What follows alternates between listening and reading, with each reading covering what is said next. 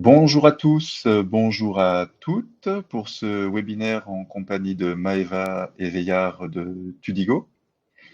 Je Bonjour à vous tous. remercie pour votre présence aujourd'hui. Donc, on va parler aujourd'hui un petit peu de private equity, d'investissement dans les sociétés non cotées, pour ceux qui connaissent pas l'anglicisme, avec un nouveau dispositif que l'on va vous présenter. Donc, c'est Maëva de la société Tudigo qui va vous présenter ce nouveau dispositif qui est passé un petit peu inaperçu au début de l'année, on va dire. En tout cas, ça n'a pas été trop relayé dans la presse professionnelle et dans les différents médias de gestion de patrimoine, mais c'est un dispositif qui a quand même pas mal d'intérêt. On a donc souhaité vous en parler, vous expliquer un petit peu comment ça fonctionne, rentrer un petit peu dans le détail. Et pour cela, on a choisi de s'associer aujourd'hui à notre partenaire Tudigo, qui est une plateforme de financement participatif. C'est bien ça, hein, Maëva, je j'écorche pas le, Exactement. On est bon. qui est situé sur Bordeaux, donc une grande qualité Également. d'implantation géographique. Donc on est voisins, donc on se connaît, on se croise, on se connaît bien. Et donc ils ont travaillé un petit peu ce dispositif Midi, donc du nom du député Paul Midi, c'est bien ça, Maëva, si j'ai bien compris, Exactement. qui a un petit peu poussé ce dispositif d'investissement dans les startups et qui ont monté des solutions d'investissement qui permettent de bénéficier de ce nouveau dispositif de réduction d'impôts. Alors Maëva, est-ce que peut-être tu veux commencer par nous présenter un petit peu la plateforme Tudigo, nous expliquer un petit peu de quoi il s'agit pour ceux qui ne connaissent pas? Oui, exactement. Je vais vous faire une petite présentation rapide et puis me présenter évidemment au passage. Et merci pour l'introduction et votre présence aussi. Je vais vous partager mon écran, évidemment, et pouvoir suivre avec nous.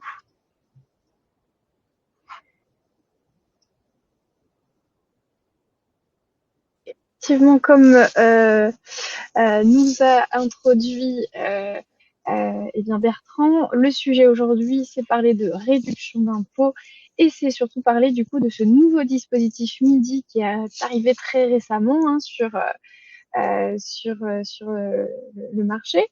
Euh, pour vous présenter un petit peu tout d'abord Tudigo, donc moi j'ai deux rôles chez Tudigo, hein, je suis chargée d'investissement. Donc, je vais proposer des produits financiers auprès de clients et surtout, je fais de l'animation de réseau avec des partenaires qui sont des conseillers en gestion de patrimoine, d'où justement le lien avec Bertrand aujourd'hui. Donc, on travaille ensemble depuis quelques temps. Et donc, effectivement, on s'est dit qu'il y avait un vrai sujet de vous partager ce nouveau dispositif et de tenir informé des nouvelles réformes qui sortent, puisque celle-ci est plutôt quand même intéressante. Pour vous parler de Tudigo rapidement, c'est une société qui s'est lancée il y a quelques années sous le nom de Tudigo depuis 2018 exactement. Notre objectif c'est tout simplement de sélectionner des projets et des entreprises ambitieuses qui ont vocation à grandir national et à l'international aussi, hein, et aussi sur des sujets plutôt tournés vers la tech, vers l'impact environnemental, l'impact social. Donc c'est vraiment l'idée, c'est de financer des projets qui s'inscrivent dans l'économie de demain. Et on va le voir, du coup, ces projets-là peuvent aussi vous permettre d'aller chercher à la fois forcément des belles rentabilités, mais aussi et bien du coup des réductions d'impôts pour compenser le risque pris au départ. Donc ça, c'est notre rôle de sélectionner ces entreprises-là et de vous les proposer hein, à l'investissement. Donc aujourd'hui, on a financé, eh bien, je dirais à peu près 250 entreprises pour un montant collecté au global qui fait 150 millions d'euros. Euh, et donc, euh, on va proposer des entreprises qui sont que françaises, et comme je disais, plutôt tournées vers l'impact. L'objectif, c'est vraiment de démocratiser ce type d'investissement-là qui était réservé plutôt à des business angels, à des clients très, très fortunés au préalable, et de le rendre beaucoup plus accessible et de pouvoir choisir la société dans laquelle on va investir. Et donc aujourd'hui, on va retrouver à peu près chaque mois 10 à 15 projets disponibles sur la plateforme qui vont tourner régulièrement. Donc ça, j'y passe rapidement, mais du coup, comme je disais au début, c'est nous qui allons faire la sélection de projets en amont, et ça, c'est important pour vous. Notre rôle, c'est de préanalyser, travailler les business plans, travailler les valorisations, accompagner les chefs d'entreprise sur leur levée de fonds. Et donc, c'est un travail minutieux et sur lequel on y porte un vrai intérêt à ce que les sociétés qu'on finance soient qualitatives et où il y a un intérêt réel d'apporter des investisseurs externes. Et donc, entre tous les dossiers qu'on a aujourd'hui au tout départ sur la plateforme, est-ce qu'on va réellement financer, est-ce qu'on va retrouver, est-ce qu'on va vous proposer à vous, investisseurs, eh bien, c'est seulement 1% des dossiers qu'on récupère. Vous voyez, il y a un vrai travail de sélection, ça passe par des comités chaque semaine, et un gros travail côté analyse financière et juridique, évidemment. Donc, on a vraiment ce rôle-là, un petit peu du business angel, de sélectionner des projets à vrai potentiel, sauf que ici, vous n'aurez pas un ticket d'entrée à 100 000 euros, mais un ticket seulement à 1 000 euros pour pouvoir participer à ces projets et soutenir l'économie réelle. Donc, on va retrouver deux produits financiers sur la plateforme, donc de l'action et de l'obligation, qui sont les deux moyens de financer une société par du particulier. Ça, vous connaissez très certainement. Et donc, c'est plutôt la partie action qui va nous intéresser, puisque c'est celle-ci qui va ouvrir le droit à des réductions d'impôts. Puisque quand on rentre au capital d'une société qui n'est pas cotée, eh bien, pour compenser le risque pris au départ, l'administration fiscale va nous dire, OK, vous avez le droit à des réductions d'impôts. Et donc, jusqu'à présent, on avait un dispositif que vous connaissiez peut-être, plusieurs fonds d'investissement private equity sont éligibles aujourd'hui, qui s'appelle toujours d'ailleurs, le dispositif IR-PME, loi Madelin. Donc, ce dispositif existe déjà depuis plusieurs années. Ce qu'il nous dit, c'est que si la société en question répond à plusieurs critères, que je vous épargnerai les critères en question, il y en a 7-8, eh bien, vous pouvez bénéficier d'une réduction d'impôt de 18%. Donc, jusqu'à présent, on avait cette réduction d'impôt-là. Ça veut dire que j'investis 10 000 euros, je peux bénéficier de 1 800 euros en réduction d'impôt de mon impôt final. Une réduction d'impôt. Ça avait été augmenté d'ailleurs sur les 3 dernières années là à 25, mi-2020 jusqu'à fin 2023, on était sur 25%. Et puis finalement, on est repassé à 18 là depuis le 1er janvier 2024. Et donc, en plus de ce dispositif, du coup, qui est repassé à 18, ce que nous a dit notre ami Paul Midi, eh bien, c'est qu'on va mettre en place un autre dispositif de réduction d'impôt qui est complémentaire à celui-ci et qui s'appelle justement Jeune entreprise innovante. Donc, il a été mis en place seulement depuis le 1er janvier 2024 et il sera valable pour l'instant jusqu'au 31 décembre 2028. Donc, on a une période de 5 ans là qui a été mise en place par l'administration fiscale. Et donc, ce statut-là vient se compléter à ce qu'on a pu voir au préalable. On est toujours sur des entreprises françaises, des PME qui sont sur des sujets d'activité commerciale en France et potentiellement internationale. Et si celle-ci, en plus des critères qu'on pouvait avoir sur l'IR-PME, si celle-ci va justifier d'un certain niveau de dépenses en recherche et développement, eh bien, on va pouvoir aller chercher des réductions d'impôts qui sont plus importantes de ce qu'on avait pu voir au préalable. Et donc, du coup, ça va se diviser en 2 catégories. Ici, on va avoir jeune entreprise innovante de croissance et jeune entreprise innovante de rupture. Donc, si la société aujourd'hui qu'on finance va justifier entre 5 et 15% de dépenses en recherche et développement, eh bien, je vais pouvoir aller chercher une réduction d'impôt qui sera plus de 18, mais de 30%. Donc, j'investis 10 000 euros, je peux réduire de 3 000 euros mon impôt final. Et si la société encore plus élevée va justifier de 30% minimum de dépenses en recherche et développement, eh bien là, je vais plus être à 30, mais à 50% de réduction d'impôt. je viens encore augmenter ma réduction d'impôt. Et là, vous le voyez, on commence à être sur des réductions d'impôt qui sont très intéressantes. On passe de 18 et là, on monte jusqu'à même 50% du montant investi. Donc, j'investis 10 000 euros sur une seule année. Je vais pouvoir réduire mon imposition de 5 000 euros. J'espère que c'est clair. Je vois pas les questions dans le chat, mais n'hésite pas à me couper, Bertrand, si tu vois des choses intéressantes et s'il y a besoin de revenir sur des points. Alors, il y aura pas mal de petits points, effectivement, qui seront intéressants de discuter, mais je te laisse continuer la présentation. Super. Donc, on se retrouve, voilà, en tout cas, avec des belles réductions d'impôts qui arrivent enfin sur le marché. Il était temps, j'ai envie de dire.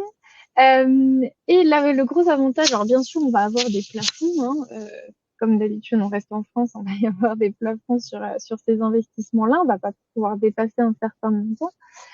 Donc, ce que nous dit l'administration fiscale, dans le cadre de jeunes entreprises innovantes de croissance, c'est qu'on va pas pouvoir réduire sur une seule et même année plus de 22 500 euros pour une personne seule et 45 000 euros pour un couple. Et côté jeune entreprise innovante de rupture, 25 000 euros pour une personne seule sur une seule et même année et 50 000 euros pour un couple. Donc ça, c'est le maximum de réduction d'impôt qu'on peut aller chercher sur ce type d'investissement. Ensuite, deuxième, ça c'est sur des réductions d'impôt annuelles. Ensuite, on va avoir un plafond global qui va être sur justement la période fiscale qui a été fixée, qui va du coup du 1er janvier 2024 jusqu'au 31 décembre 2028. Sur cette période fiscale, on ne pourra pas défiscaliser, réduire son imposition de plus de 5 000 euros. Donc, ce qui laisse déjà une très belle enveloppe. Si on fait sur 5 ans, ça fait à peu près 10 000 euros par an. Mais le gros avantage de ce dispositif et du plafond qui a été fixé, c'est que ce plafond, il est hors niche fiscale. Ça veut dire qu'aujourd'hui, quand on était dans le cadre de l'IR-PME 18%, eh bien, on rentrait dans le plafond des niches fiscales que vous connaissez très certainement, qui fait 10 000 euros par an quand on est sur l'IR-PME. Donc, ça veut dire que sur une seule et même année, je ne pouvais pas aller chercher plus de 10 000 euros. Ici, avec ce plafond, je vais pouvoir cumuler ma réduction d'impôt avec le plafond des niches fiscales. Dans les niches fiscales, on n'a pas simplement que la loi Madelin IR-PME. On va retrouver par exemple notre Girardin, qui est simplement avec un plafond qui n'est pas à 10 mais à 18. On va retrouver nos investissements en loi Pinel également. Donc on a quand même la majorité des produits financiers qui permettent de la réduction d'impôt rentrent quand même dans ces niches fiscales, donc on est vite plafonné. Ici, on va pouvoir cumuler ces avantages fiscaux avec la niche fiscale et donc, si on le souhaite, défiscaliser 10 000 euros sur une seule et même année. Donc, c'est le vrai avantage aussi de ce dispositif en dehors de ces taux de réduction d'impôt qui sont élevés, c'est qu'on va pouvoir le cumuler avec d'autres avantages fiscaux et aller chercher des réductions d'impôt plus importantes. Donc, les plafonds que je vous mettais juste avant annuels ici, eh bien, ça veut dire que si je suis une personne seule, je peux très bien me dire que je vais réduire mon impôt de 22 500 euros sur une seule et même année. C'est possible. C'est juste qu'il faudra toujours, bien sûr, que je respecte mon enveloppe globale de 50 000 euros sur la période fiscale, donc jusqu'au 31 décembre 2028. C'est important, bien sûr, de l'avoir en tête. Donc voilà les deux gros avantages de ce dispositif. Et il est un petit peu passé du coup à la trappe, on en parlait tout à l'heure au début de ce webinaire. C'est un petit peu passé à la trappe ce dispositif puisque du coup, c'est possible pour l'instant seulement sur des plateformes comme les nôtres de pouvoir bénéficier de ces avantages fiscaux ou alors vraiment de connaître la société et de rentrer en direct, mais ça c'est quand même extrêmement rare. Parce qu'en fait, les fonds d'investissement aujourd'hui qui font du non-complet, qui font du capital investissement, comme ce dispositif est très récent, ils n'ont pas encore de fonds sur le marché éligibles à ces réductions d'impôts. Donc, c'est toute la nuance. Donc, aujourd'hui, c'est un petit peu passé sous le tapis parce que justement, il y a très peu encore de produits financiers et de sociétés d'investissement qui peuvent proposer ces réductions d'impôts. D'où ma présence aujourd'hui et merci pour l'invitation, Bertrand. Peut-être que Euh, le bassin de sociétés éligibles à ce dispositif est quand même un peu restreint, non? Parce que un niveau de 30% de dépenses en recherche et développement, c'est 30% du total des charges déductibles, hein, si j'ai bien suivi. Ça fait quand même pas mal Exactement, tout à fait. de.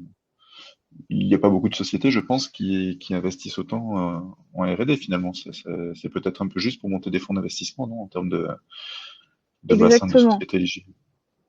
Ouais, il va falloir effectivement, alors déjà, quand il lançait des fonds éligibles à la loi Madelin IR-PME, déjà, ça prenait un certain temps, effectivement, pour trouver les sociétés en question. Et effectivement, là, il y en aura encore moins que le dispositif loi Madelin IR-PME. Donc, ça va être plus difficile, effectivement, de trouver ce type de sociétés-là qui vont, du coup, vous l'auriez deviné, et qui vont majoritairement être sur des thématiques d'innovation, de nouvelles technologies, et donc forcément qui vont justifier de ce type de dépenses-là.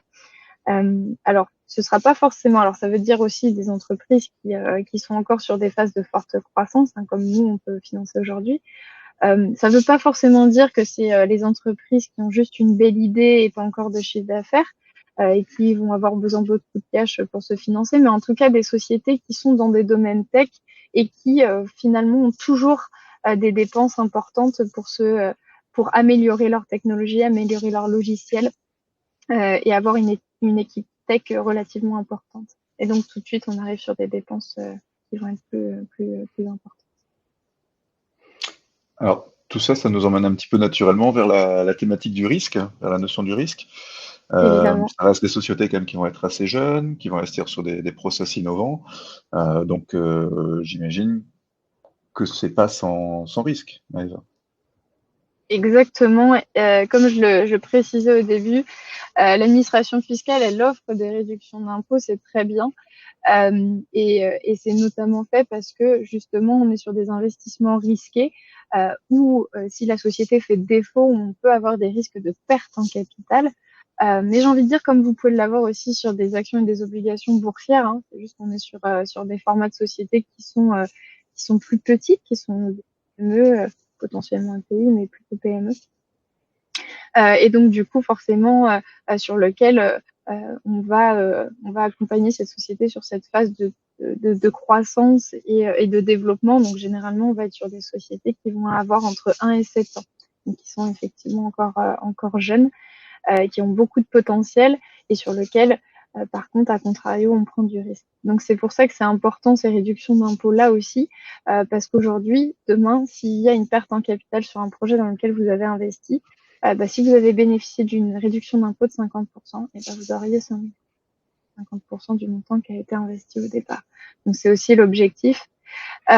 Évidemment, pour éviter des pertes, ce qu'on conseille, c'est de répartir sur plusieurs projets, très important, de diversifier. Et à contrario, si on investit sur 3 projets, même s'il y en a 2 qui vont au tapis, une seule et même boîte eh bien, peut vous permettre de faire un retour sur investissement qui compensera les autres projets aussi, puisque là, le sujet de ce type d'investissement-là, c'est d'aller chercher quand même aussi des retours sur investissement conséquents en dehors de cette réduction d'impôt qui est vraiment la cerise sur le gâteau, j'ai envie de dire. D'accord. Oui, c'est des sociétés assez jeunes, donc effectivement, il y a une notion de risque assez importante, mais ça peut aussi être des sociétés qui vont doubler, tripler ou même multiplier par 10 leur valorisation beaucoup plus facilement que Exactement. pourraient le faire des sociétés qui sont déjà très importantes et fortement valorisées. Donc Exactement. effectivement, c'est les deux faces de la pièce. Exactement, Est-ce que c'est vous ça. proposez une offre aujourd'hui qui permet de diversifier peut-être justement, Maëva, sur ce type d'investissement? Est-ce que vous avez peut-être un portefeuille de solutions à proposer? Exactement. Ça me permet de faire la transition. Comme je disais tout à l'heure, on va avoir des levées de fonds qui vont se lancer très, très régulièrement. Et je pensais qu'on n'aurait pas autant de projets éligibles à ces dispositifs. Je me suis dit, bon, on va peut-être en avoir pas souvent, peut-être une fois par mois. Et finalement, depuis ce début d'année, on a déjà financé eh bien 5 projets qui étaient éligibles à ce assez régulièrement, ce qui vous permet à vous, investisseurs, de répartir au fur et à mesure sur les projets et bien sûr de limiter le risque. Et aujourd'hui, typiquement, à l'heure actuelle, on a 3 levées de fonds qui sont éligibles à cette réduction d'impôt. Et avec plaisir de vous les présenter aujourd'hui. La toute première qu'on a lancée là très récemment, pour le coup, c'est un lancement qui s'est fait hier sur la plateforme, donc c'est très très récent. C'est une société qui s'appelle Rimdi Labs, société qu'on est très très heureux d'avoir sur la plateforme. C'est une société où on a récupéré une partie d'une levée de fonds. Ça veut dire qu'on n'est pas les seuls à lever sur ce tour de table.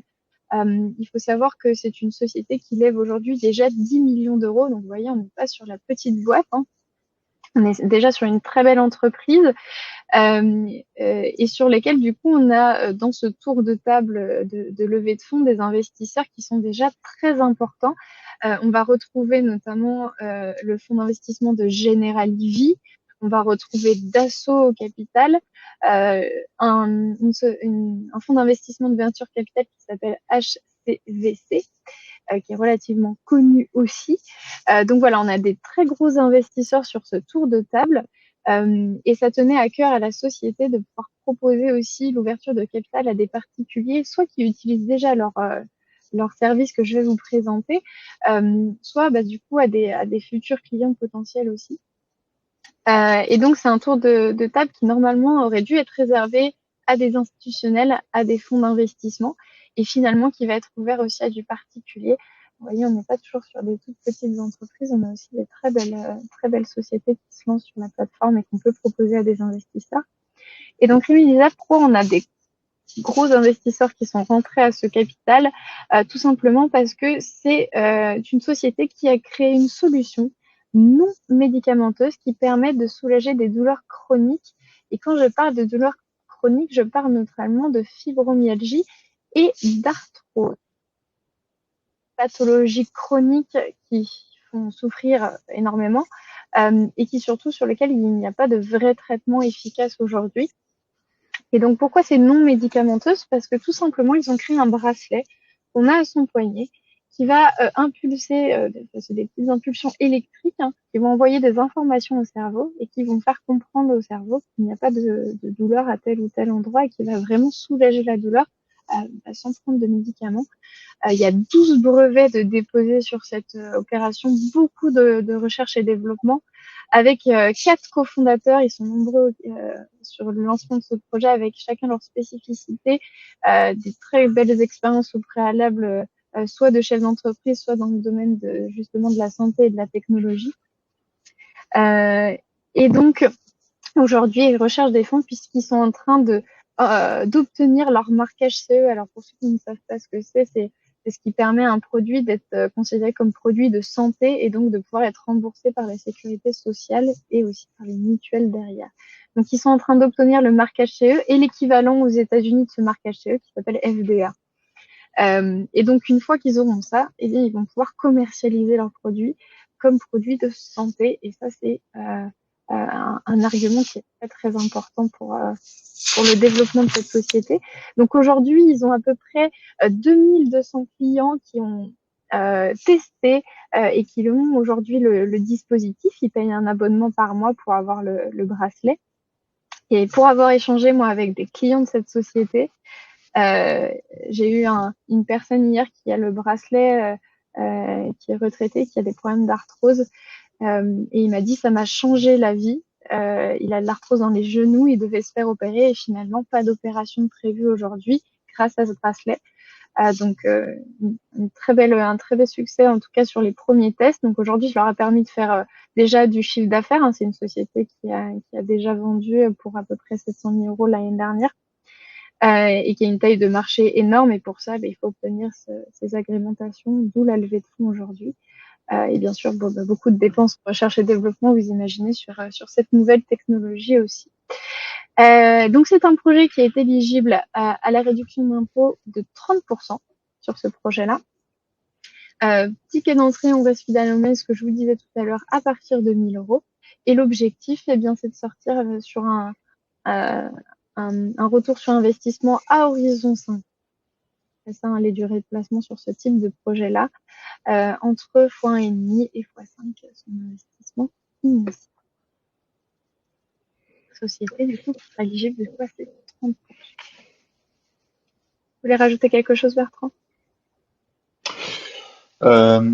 Pas de liquidité possible en cours de route, hein, on est bien d'accord. Sur ce type d'investissement, la contrainte, c'est souvent la liquidité, hein. Exactement. Sur ce type de projet, pour améliorer les liquidités, puisqu'effectivement, l'objectif, c'est de sortir sur des événements de vie de la société, plutôt. On ne peut pas acheter et revendre aussi facilement qu'en bourse. Donc, pour améliorer ces sujets de liquidité, on va inscrire dans les pactes d'associés, qui sont les contrats qui vont vous lier avec la société, ça c'est nous qui les rédigeons également, et bien des clauses de liquidité. Sur Remedy Labs, il y avait déjà des investisseurs puisqu'ils ont fait un premier tour de table au lancement du projet, c'était en 2018. Donc il y avait déjà des investisseurs avec une clause de liquidité au 30 septembre 2025. Donc là, vous voyez, très récent, mais qui sera certainement reconduite sur un horizon de placement à 5 ans, puisque ça reste un petit peu court pour la société pour faire sortir des investisseurs. Mais du coup, on part sur ces clauses de liquidité avec des rencontres entre investisseurs et fondateurs avec des horizons de placement 5 ans. En gros, ce qu'il se passe, c'est que à la date qui a été fixée sur la clause de liquidité, le chef d'entreprise devra absolument vous informer de l'état actuel de la société et si vous souhaitez, du coup, vous faire racheter vos titres.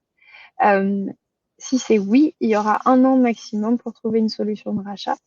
Et si c'est pas le cas, vous avez le droit de mandater une banque d'affaires pour valoriser la société et vendre quelque chose de relativement contraignant qui permet une sortie pour vous, investisseurs, sur cet ordre de placement-là qui a été fixé sur le pacte d'associés.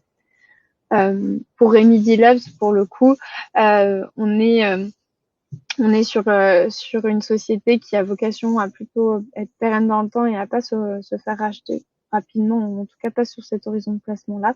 La sortie se fera sur un rachat par des plus gros acteurs qui rachèteront les petits porteurs. Et il y en a déjà des gros au capital, donc c'est très fortement probable qu'ils prennent des participations plus importantes au capital de cette société. Et du coup, vous sortiez sous ce format-là.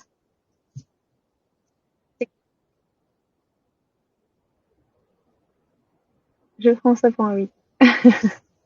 C'est un oui. Super. Autre société qu'on a en ce moment sur la plateforme qui s'appelle Moveancy. On reste dans le domaine, évidemment, vous allez voir, ça va être les thématiques dans de nouvelles technologies. Et là, via intelligence artificielle chez Moveancy, un sujet un petit peu, c'est un peu le sujet 2024, hein, l'intelligence artificielle pour pouvoir se démarquer de la concurrence. Et Moveancy, ils ont créé bien un logiciel qui fonctionne via intelligence artificielle pour prévenir des troubles musculo-squelettiques des salariés dans une entreprise. Donc l'idée, c'est qu'on a un logiciel qui va mesurer la position, les gestes à répétition, l'environnement de travail du salarié et qui va se dire il y a de fortes chances qu'on ait tel ou tel problème et donc un arrêt maladie potentiel, une invalidité, etc. Donc pour éviter du coup ces troubles musculo-squelettiques et donc ces invalidités arrêt de travail, bien le logiciel va permettre de donner des préconisations au chef d'entreprise pour changer la manière de travailler du salarié pour éviter du coup des problèmes de santé in fine. Évidemment sur Moveancy à traiter. Et ils ont déjà travaillé avec pas mal d'enseignes relativement connues. Je pense notamment à Airbus, au supermarché U. Enfin, voilà, ils ont travaillé avec pas mal d'acteurs relativement connus dans la place. Ça représente à peu près 100 clients à date. Ils ont du coup lancé officiellement le projet il y a 2 ans et ils ont aujourd'hui un chiffre d'affaires qui fait 640 000 euros sur 2023. Et ils ont déjà assuré via les clients qu'ils ont eu l'année dernière un CA qui fait un peu plus de 300 000 euros déjà sur 2024. Et ça va leur permettre de continuer à grandir et à grandir via ces licences, hein, puisque c'est un format de licence pour pouvoir adhérer à leur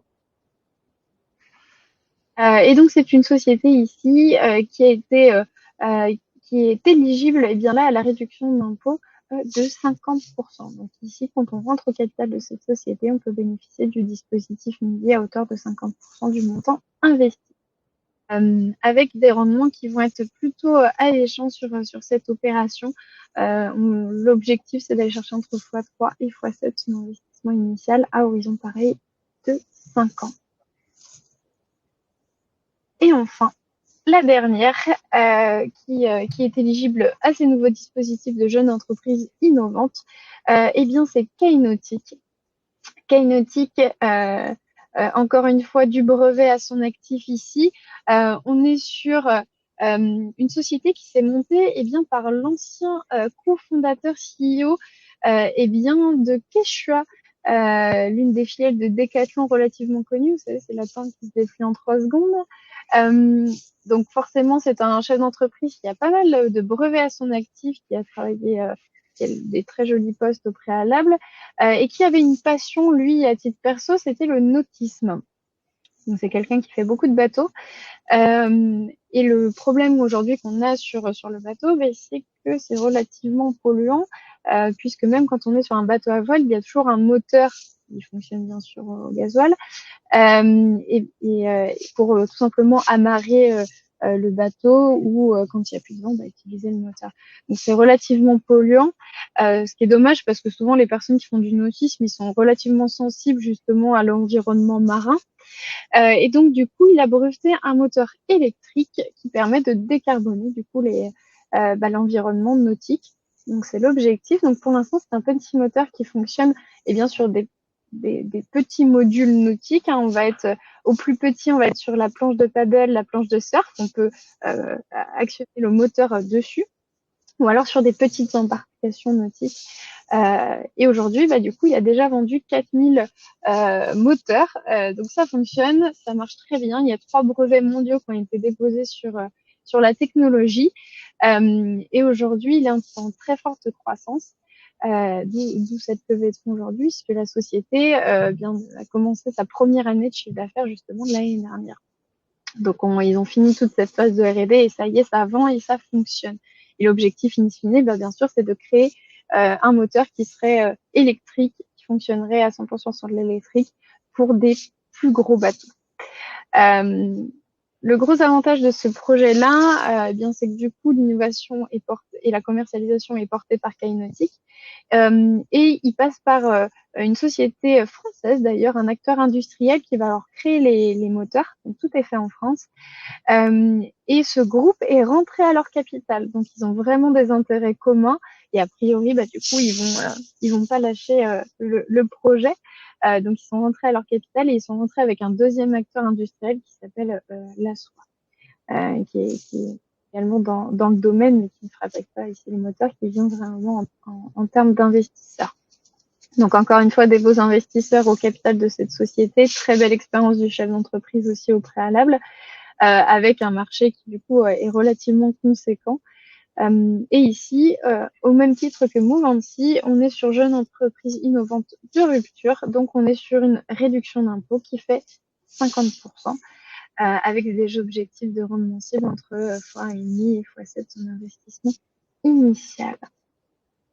Voilà un petit peu pour les entreprises qu'on peut avoir aujourd'hui. Et bien sûr, au fur et à mesure de l'année, j'espère bien qu'on en aura d'autres à vous présenter.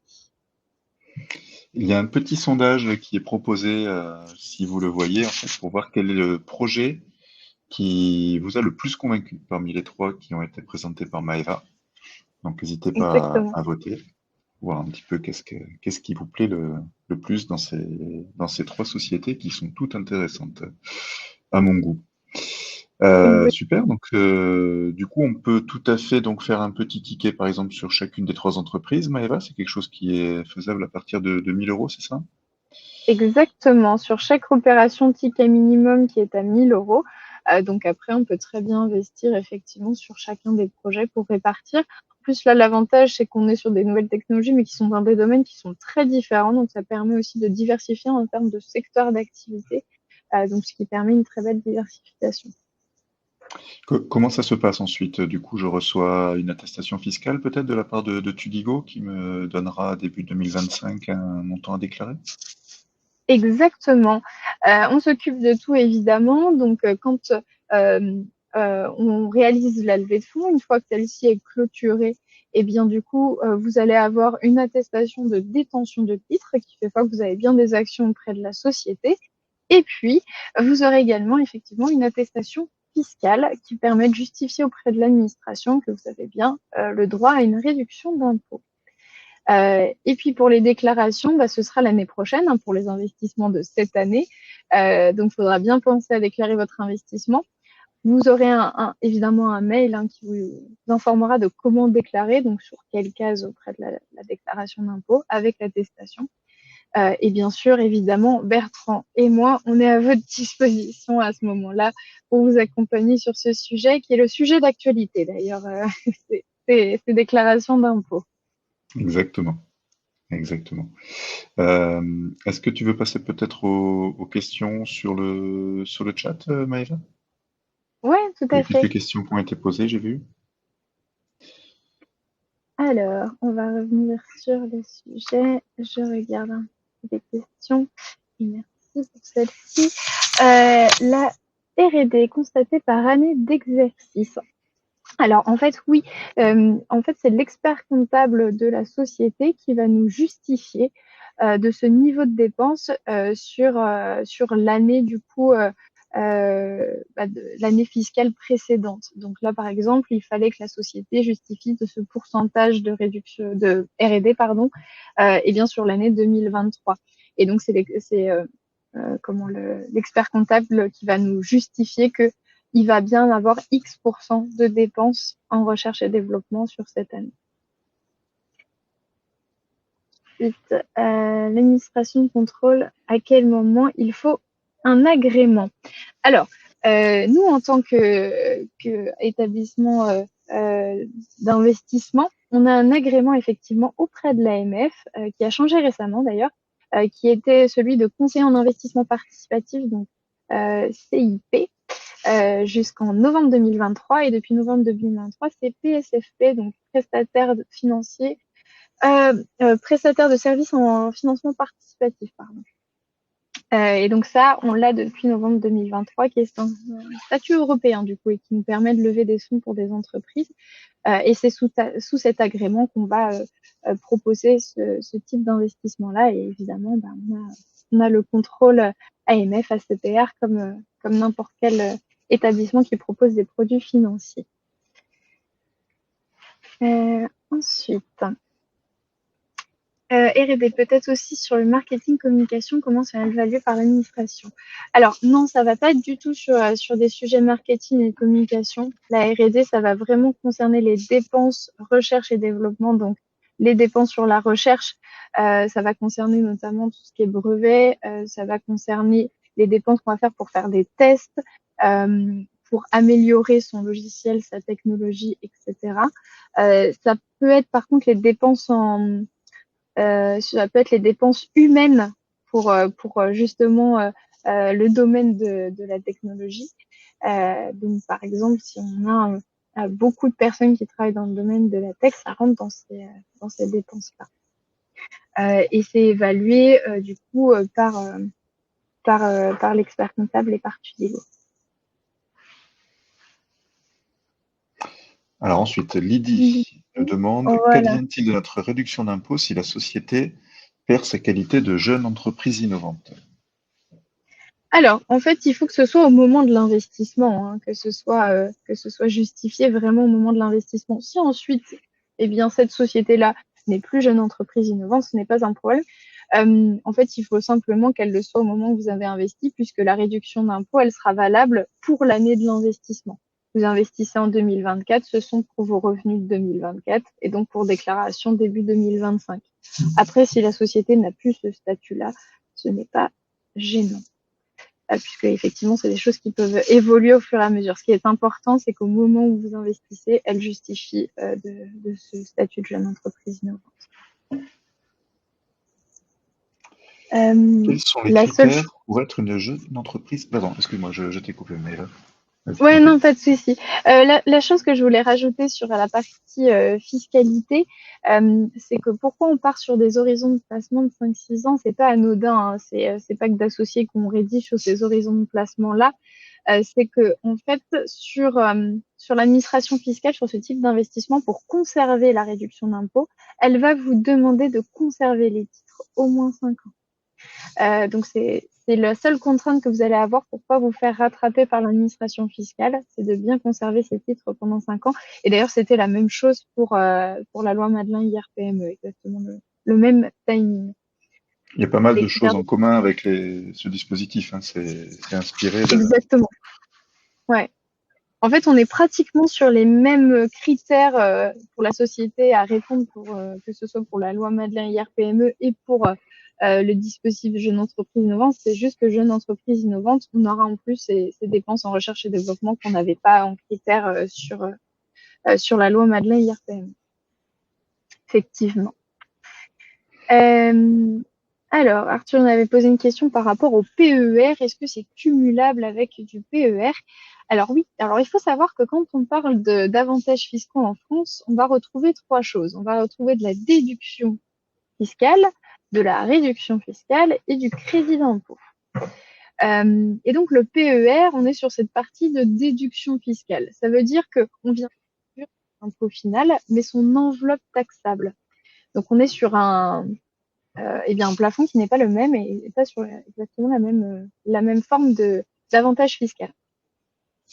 Et donc, du coup, évidemment, ça peut se cumuler. Et pareil, ça peut se cumuler évidemment avec du crédit d'impôt, puisque la définition du crédit d'impôt, c'est que même si on ne paye pas d'impôt, eh bien, on y a le droit. Et donc, ici, sur les réductions d'impôt, on vient vraiment toucher simplement l'impôt final. On ne vient pas toucher son enveloppe taxable, mais l'impôt qu'on a à la fin.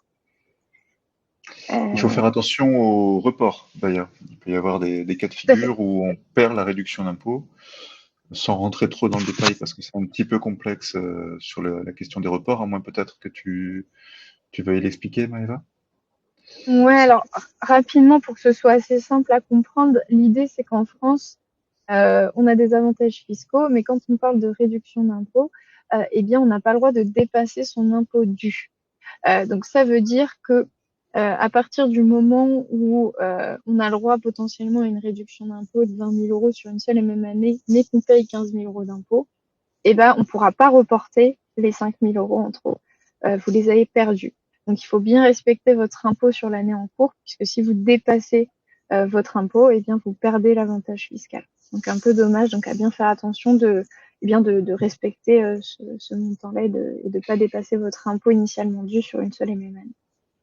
C'est un dispositif où globalement il faut être assez vigilant parce qu'entre les questions de plafond d'investissement et de report, on peut assez facilement s'en mêler un peu les pinceaux et finalement se louper un peu en termes d'optimisation, quoi. Exactement. Ce que je peux conseiller, c'est vraiment de se dire, oh, je ne vais pas anticiper une année fiscale. Je fais en fonction de ce que je dois payer cette année et au moins je ne dépasse pas mon impôt dû. Ce qui est bien, c'est que effectivement, pour ceux qui payent plus de 10 000 euros d'impôt, ils étaient tout de suite plafonnés aux niches fiscales. Là, si j'ai envie de défiscaliser plus sur une seule et même année, je peux le faire. Mais bien sûr, il faut que je paye plus d'impôts. Tac, tac, tac. Il y a eu d'autres questions depuis. Combien de collaborateurs travaillent sur la sélection d'entreprises? Comment s'y prennent-ils? Combien d'entreprises sélectionnez-vous chaque année? Alors, combien de collaborateurs? Alors, chez Tudigo, il faut savoir qu'on est 70 au total et que sur la sélection d'entreprises, ça passe d'abord par les chargés d'affaires qui vont sourcer les entreprises ou échanger en premier lieu avec les entreprises qui nous sollicitent ou qui sont envoyées par des partenaires. Ils sont 5 aujourd'hui à échanger avec ces entreprises. Ensuite, ça passe entre les mains de nos analystes financiers si les premiers échanges permettent de se dire oui, potentiellement, il y a un sujet pour nous d'aller financer cette entreprise. Donc, le chargé d'affaires va donner le dossier aux analystes financiers pour une pré-analyse. Et les analystes financiers chez nous, ils sont 4. Et ensuite, ça va passer par un comité de sélection. Donc, je disais qu'il se réunit toutes les semaines. Donc, ce comité de sélection, eh bien, c'est pas seulement les analystes financiers, c'est pas seulement les chargés d'affaires, c'est aussi nos 2 cofondateurs les juristes et les responsables de collecte sur la partie, enfin, c'est les coachs qui vont accompagner les entreprises. Et on a aussi 2 personnes qui représentent des investisseurs. Donc l'idée, c'est d'avoir une vision très globale du projet et de savoir si oui ou non, si tout le monde est d'accord pour qu'on aille financer cette société. Donc évidemment, vous imaginez entre les premiers coups de téléphone, les premiers rendez-vous avec les chargés d'affaires, la pré-analyse et le comité de sélection, et bien à chaque tour, on a du tri. Donc c'est ce que je disais tout à l'heure, sur les 10 000 dossiers qu'on avait reçus l'année dernière, et bien finalement, on en a financé que 100. Donc ça fait 1%. De ce qu'on a. Donc aujourd'hui, on a à peu près 2 lancements de projets par semaine. Donc ça fait, vous voyez, à peu près justement 100 projets à l'année. Après, éligibles au dispositif, eh bien, on en aura forcément un petit peu moins, puisqu'on a aussi des projets obligataires, parce qu'on a des club deals, etc. Donc on a des choses un peu diversifiées. Donc ça représentera une plus petite portion, mais il y en aura toujours au moins un par mois, un projet éligible à cette réduction d'impôt a priori, de ce que j'ai pu voir jusqu'à aujourd'hui. Voilà un petit peu sur la sélection. Il y avait une question Alors sur après, on le a une possible question de... sur le dépôt des titres, Oui, ouais, sur le compte titre. On peut aussi parler peut-être de PEA, PEA, PME. Je pense que c'est des questions qui peuvent se poser. oui, exactement. Alors, il faut savoir effectivement, quand on parle d'action, si on veut bénéficier de la réduction d'impôt, il faut forcément le faire en direct. Donc, ça veut dire que vous ne pouvez pas le détenir sur un support financier. Donc, pour investir, vous ferez un virement, une carte bleue, peu importe, hein, pour valider votre investissement, mais ce sera sur aucun support financier. A contrario, vous ne pourrez pas passer par un compte titre pour avoir des actions de mon côté. Par contre, vous pourrez aller investir via un PEA ou un PEA-PME pour ceux qui en ont. Et donc ça, vous pouvez complètement le mettre en place. Et donc, quand on passe par le PEA, attention, on n'a plus le droit à la réduction d'impôt. Par contre, l'avantage fiscal à la sortie, puisque comme n'importe quelle valeur mobilière, ce sont des projets qui sont éligibles à des taxations. Et donc, on est sur la flat tax, comme toute valeur mobilière, sur les plus-values que vous allez générer sur l'action. Et je crois qu'il y avait une dernière question de Valérie. Non, tac. C'était Lydie. Voilà, la dernière question.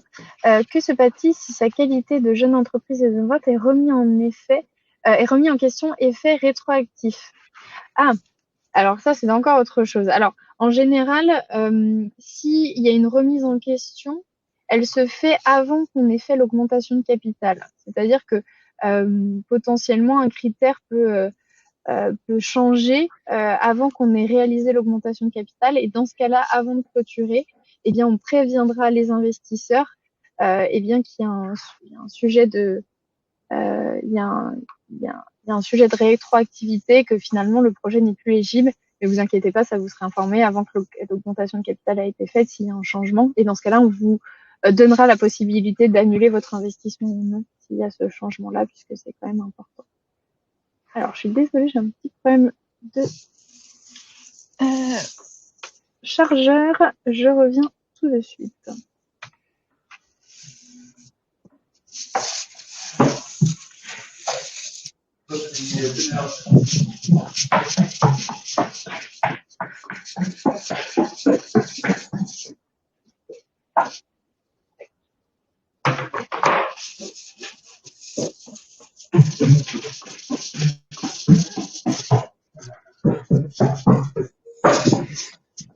Alors, au niveau du sondage, on a eu 50% pour Kay Nautique, 38% pour Remedy et 13% pour Movency. Donc, on a un engouement assez fort sur le nautisme, il semblerait.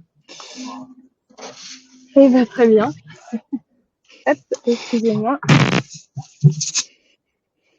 Eh bien, c'est plutôt, j'ai envie de dire, c'est un petit peu aussi une passion pour beaucoup de personnes, donc ça peut s'entendre. Alors, je pense qu'en termes de timing, il va peut-être être temps de clôturer la présentation, Maëva. Tout à fait, En tout cas, je voulais vraiment chaleureusement te remercier pour cette présentation très détaillée, très précise. Merci avec beaucoup plaisir.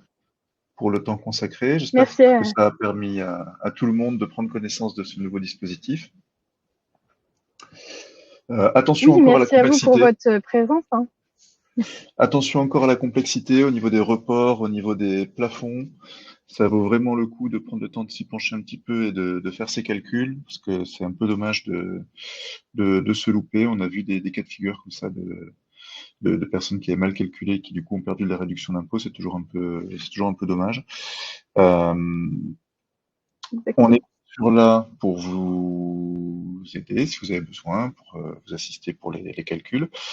Je crois que Arthur vous a transmis via le chat un petit lien si jamais ça vous intéresse d'en savoir plus.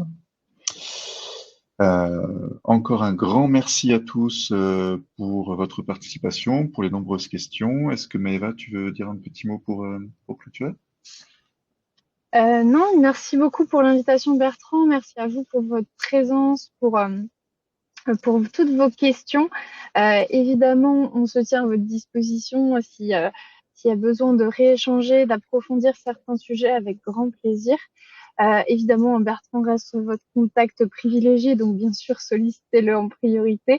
Et s'il y a besoin évidemment de prendre rendez-vous avec moi, je suis aussi à votre disposition. Donc, Arthur, je crois, vous a fait suivre mon lien de prise de rendez-vous, donc n'hésitez pas effectivement s'il y a besoin de rééchanger sur des projets. Et sinon, bah, vous pouvez contacter Bertrand par mail si c'est des projets qui vous ont intéressé pour en discuter avec lui. Très bien. Eh bien, merci à tous. Un bon déjeuner à celles et ceux qui n'ont pas encore été déjeunés. Et à très bientôt pour parler plus en détail de ce dispositif MIDI. Merci Bertrand, bon appétit à tous, à bientôt. Merci Maëva, à bientôt. Merci beaucoup.